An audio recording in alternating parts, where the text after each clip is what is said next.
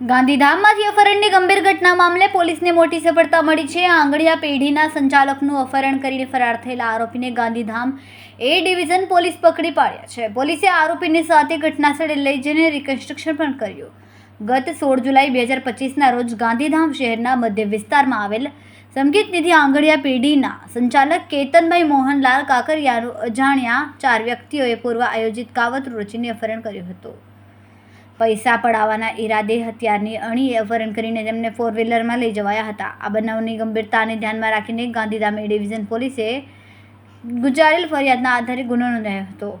સરહદી રેન્જના પોલીસ મહાનિરીક્ષક ચિરાગ કોરડિયા, જિલ્લા પોલીસ અધિક્ષક સાગર બાગમાર અને નાયબ પોલીસ અધિક્ષક મુકેશ ચૌધરીના માર્ગદર્શન હેઠળ પોલીસે આરોપી શ્રવણસિંહ લક્ષ્મણસિંહ સોઢા નિવાસી બિકાનેર, રાજસ્થાનને બિકાનેર જિલ્લા જેલમાંથી ઝડપી લીધો. ગાંધીધામ એ ડિવિઝનના પોલીસ ઇન્સ્પેક્ટર એમ.ટી. ચૌધરીની ટીમે 29 ઓક્ટોબર 2025ના રોજ અટક કરીને કોર્ટમાં રજૂ કર્યો. કોર્ટ દ્વારા 7 નવેમ્બર સુધીનો 8 દિવસનો પોલીસ રિમાન્ડ મંજૂર કરાયો. આજરોજ આરોપીને સાથે ઘટનાસ્થળ પર લઈ જઈને અપહરણ કેવી રીતે કરવામાં આવ્યું તે અંગે રિકન્સ્ટ્રક્શન કરાયું. મળતી માહિતી મુજબ આરોપી વિરુદ્ધ રાજસ્થાન, મધ્યપ્રદેશ, હરિયાણા અને ગુજરાતમાં અનેક ગુનાઓ નોંધાયા છે.